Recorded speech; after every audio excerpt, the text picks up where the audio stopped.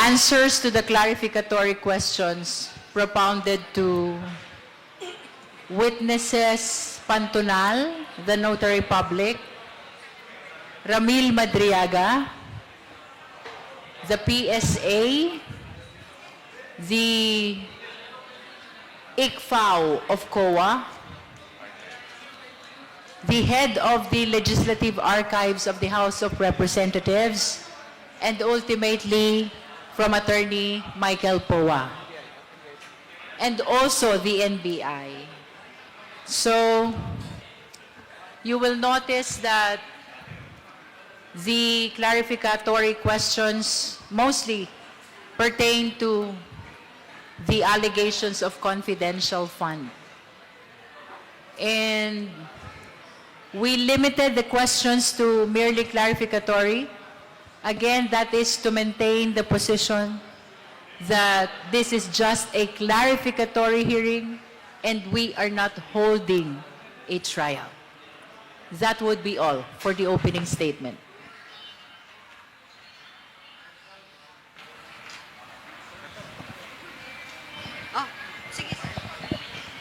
Hi po, good evening. Red Mendoza from the Manila Times.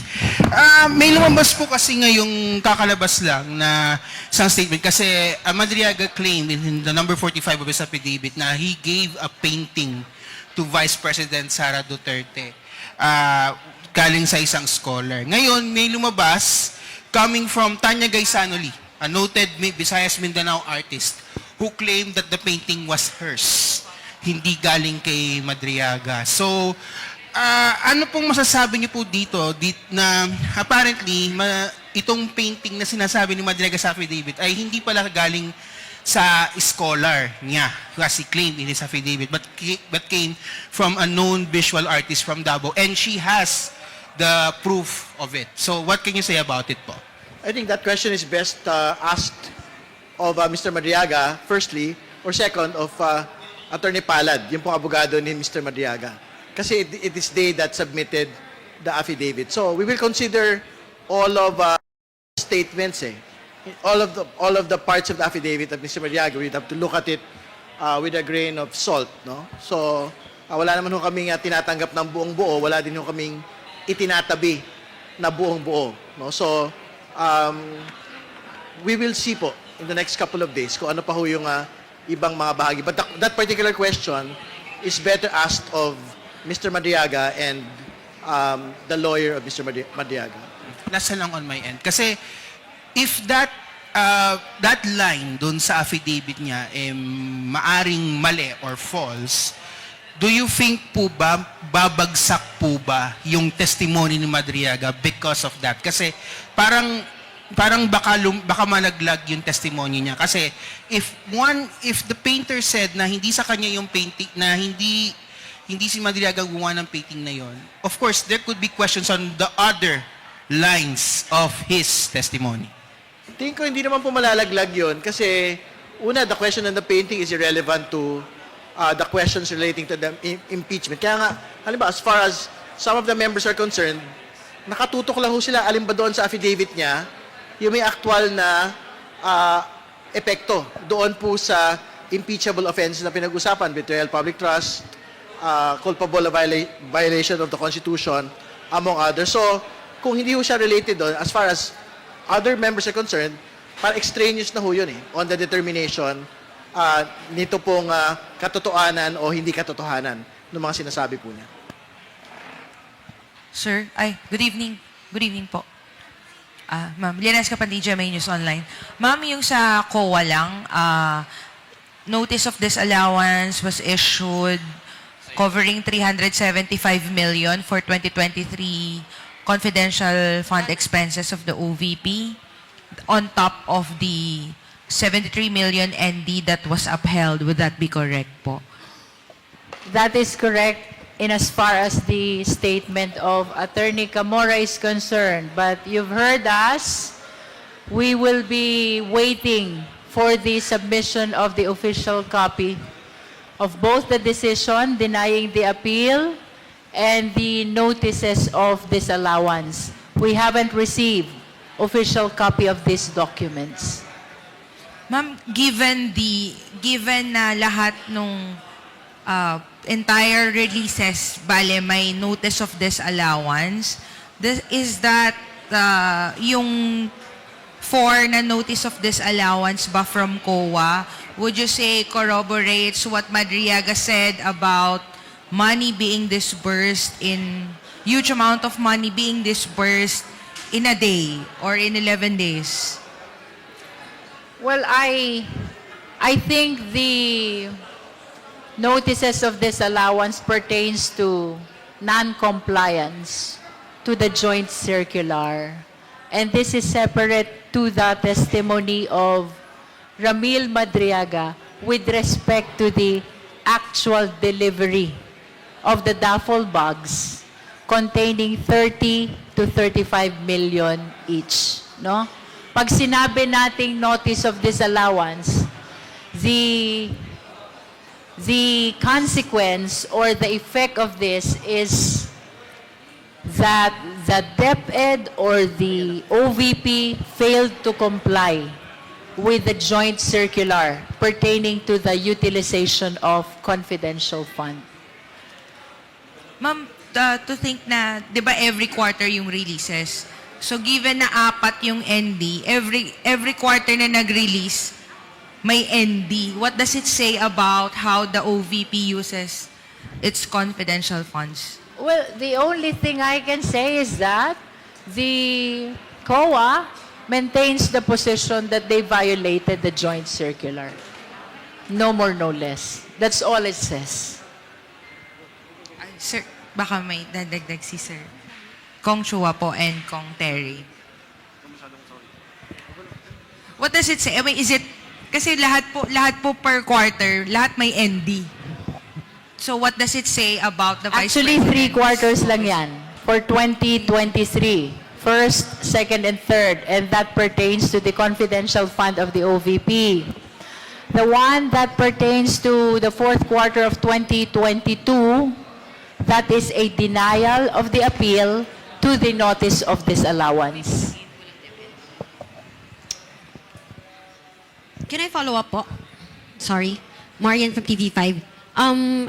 In-affirm po, so ibig sabihin final po na may notice of disallowance, 73.2 million pesos, kailangan ibalik ng OVP, final na po ito. Gaano kabigat po itong ebidensyang ito, lalo na doon sa one of the allegations, plunder po, 50 million pesos yung kailangan, yung mag-reach. Well, mabigat ho yun kasi yung po nga depensa nila na wala pa ng mga pagsasara. Dito po sa usapin na ito dahil ND pa lang. Yung 2022 confidential funds issue, wala na ho yun. Basically, that is demolished. Kasi nga, may finality na po yung commission proper on the question. So, malaya sila, of course, to go to the Supreme Court, pero like what had been previously stated, there is already an obligation to return the money. Ang nakatali na po ron, si Ms. Acosta, yung Chief Accountant, at si Vice President Sara Duterte. So, the three of them will have to return that amount to government.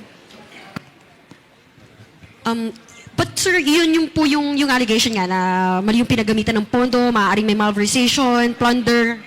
What can we say about this na gaano kalaki pong kumbagang ebidensya nga po ito para doon particularly? Ganito lang po yan.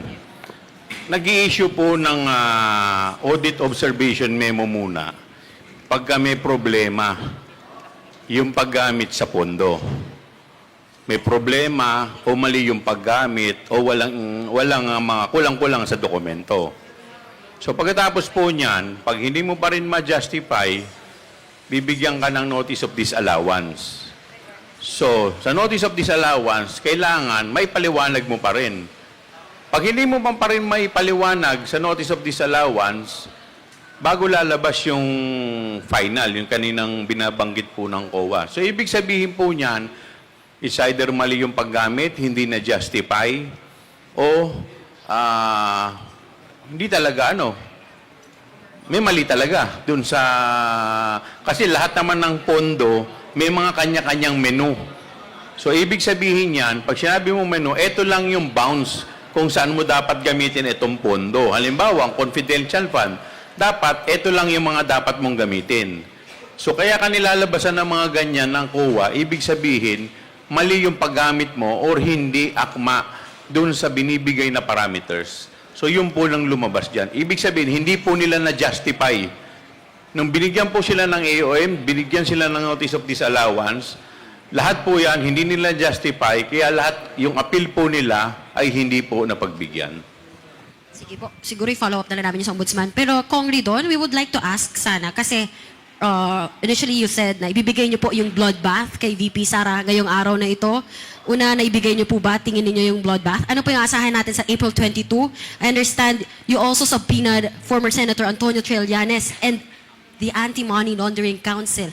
Gaano kalaki po ba yung pagdinig sa susunod pong next week, April 22?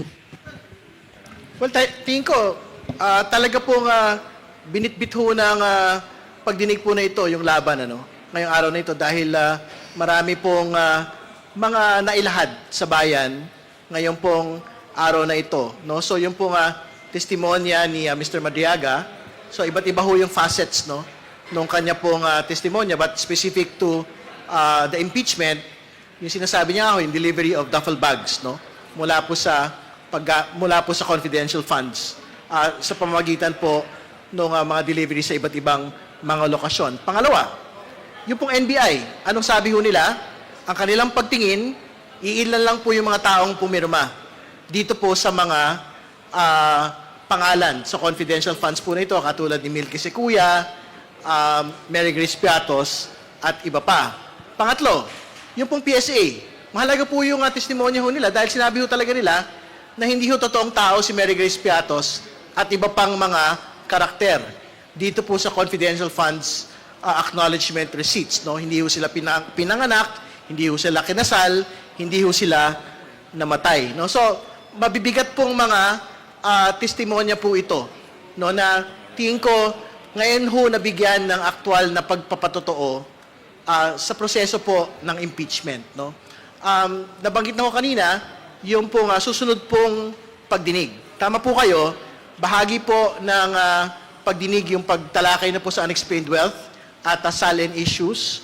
So, mababanggit po sa susunod po pagdinig yung SALN ng atin po pangalawang Pangulo, yung kanilang ITR submissions, yung pong kanilang mga bank transactions. Kung may makita ho yung AMLC at syempre panghuli kung ano ho yung mga babanggitin pong mga detalye ni former Senator Sara Trillanes. Last na lang po, meron pong statement yung isa sa mga abogado ni VP Sara, si Attorney Paulo Panelo. Tinawag po nila nga na fraud o manloloko daw itong si Madriaga. Hindi naman daw po na ipakita din yung mga ebidensya na namigay nga actually daw ng ng pera si VP Sara, kaya weakest link pa rin daw siya. Yung test of credibility ni Madriaga, yan masusubukan sa Senado. Kami dito, ang trabaho namin dito is determination of probable cause lamang.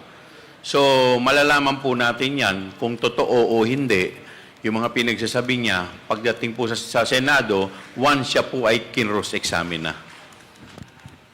Chair Chu, sir, kapatid nung... Sir, hi.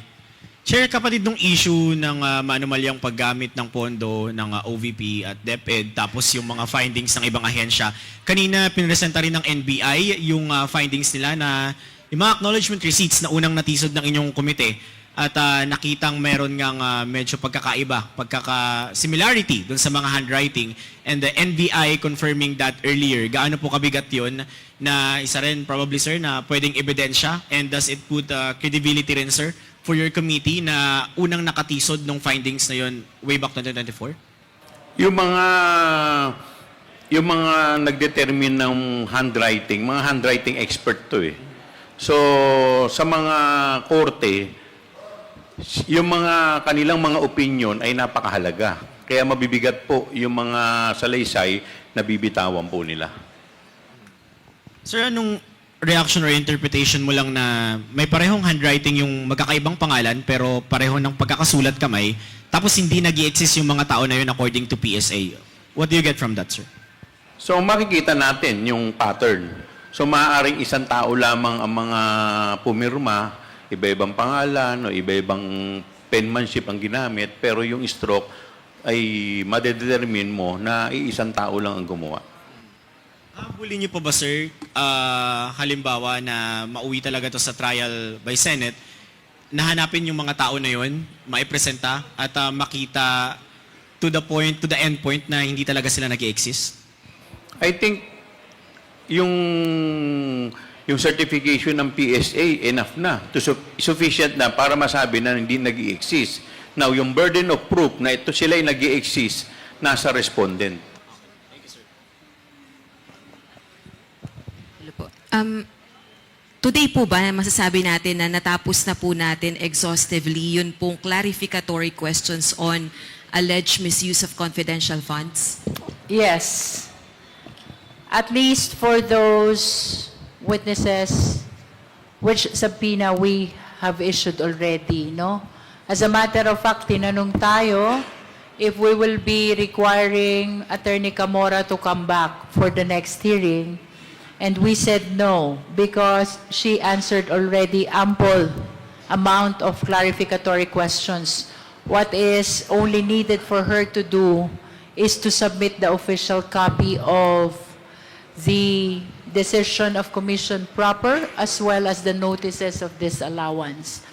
We intend to focus for the next hearing on the allegations of unexplained wealth, and that is why the Ombudsman, the SEC, and the BIR were not asked in our today's hearing. So these three agencies, along with Senator Trillanes, along with the AMLA, will be the one to be asked for purposes of clarificatory hearing this April 22, 2026.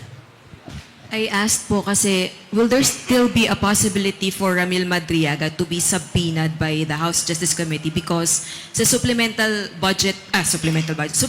affidavit ni Madriaga, meron po dong portion on destabilization against the administration of PBBM. And meron din pong allegations against the Vice President in relation to that. So will there be a chance for him to face or to be subpoenaed again by the House Justice Committee? We will hear from the majority of the members if there's a need to call again Ramil Madriaga to our proceeding. No? Depende yon sa majority ng justice members. Because, again, let us be reminded, the standard that is being observed here is only the existence of probable cause. So, it will depend on the justice members really, whether there is need to ask Madriaga to appear again before the Justice Committee. Susugan ko lang po yung question ni Ate Lance po from Newswatch Plus. You've mentioned po na unexplained wealth and threats yung magiging focus ng next hearing. But in the scenario na the Vice President suddenly appears in the April 2022 hearing and she chooses to respond to the allegations concerning confidential funds, will that still be accommodated by the committee? We will receive the evidence which she will present, regardless of whether it pertains to the confidential fund, the allegations of unexplained wealth or threat, because the rule provides that at any stage of that proceeding, she is entitled to present her evidence. Ma'am, clarify ko lang po yung sa subpoena on AMLAC records, bank records. Initially po, Attorney Mans Carpio, the Vice President, and immediate family, yung gusto ni Congressman Jokno. Ano po yung wisdom? Bakit na-limit na lang po kay Attorney Mans and Vice President Sara? Ako, sir.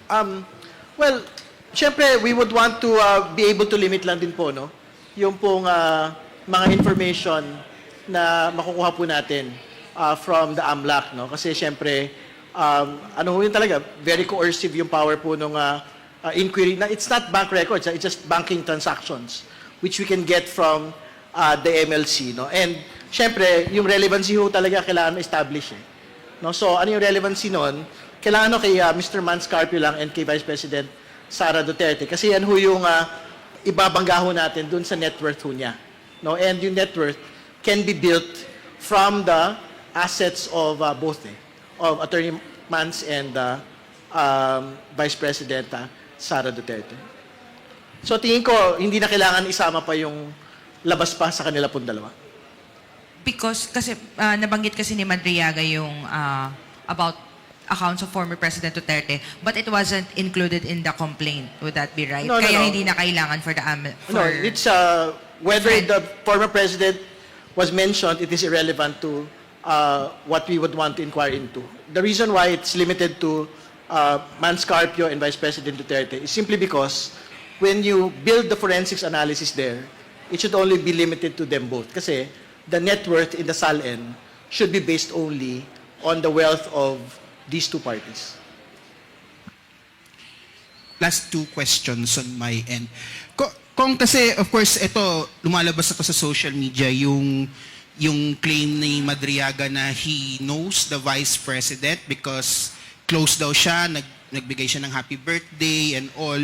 But the supporters here are saying na kahit naman sino pwedeng magbigay ng happy birthday message magbigay ng happy birthday message si Vice President Sara Duterte, even the closest supporters or even those who don't know the Vice President from ADAM, pwedeng ng happy birthday. Hindi ba hindi ba medyo nung claim na kilala niya si Vice President Sara Duterte, where so many people and even the parallel groups of the Vice President know her by name? That is the job of the lawyer of the Vice President sa cross-examine yung credibility ni Madriaga. So ulitin ko, ang trabaho po namin is just probable cause, determination of probable cause. Yung credibility ni Madriaga as to the relationship of Madriaga to the Vice President at yung kung ano mga sinasabi niya, matetest po yan comes trial proper sa Senado. Last question. Napansin ko po ito kanina during the questions kanina na some of the congressmen have been asking, sabi nga, probing questions. Pero Chair Jinky, you prevented them from doing these probing questions na dapat clarificatory questions lang, nakadikit lang sa affidavit or dun sa mga testimony or dun sa mga transcripts. Is this something related doon ba sa final na kaso ng kampo ni Vice President sa Duterte Supreme Court na iniiwas kayo na gawin siyang parang more into, parang naghahabol kayo ng evidence? Pero ang inanyo niyo lang is doon lang kayo nakatutok doon sa mga questions na nakadikit doon sa affidavit. Bakit ganun ngayon yung ano? Ulitin ko po, probable cause lang. So yung probing question, mas malalim na tanong na sa trial proper po ulit yun. Kaya dito po, ang tanong lang dapat within the bounds, doon lang sa affidavit. Kaya kung makikita mo, kahit naman po kami, kahit si Congressman Terry nagtatanong, napipigil din. Dahil yun po talaga yung rules. Probing question ay hindi po pwede dahil ito ay determination of probable cause lamang. Not related doon sa mga issue na na-file na sa Supreme Court. Kasi para lang ma-clarify na baka kasi inisip ng iba na kaya kayo nag-iiwas sa mga probing questions ay dahil baka magamit as evidence sa case na final sa Supreme Court. Red, hindi. Hindi ganun. Sinusunod lang po namin yung rules through the letter.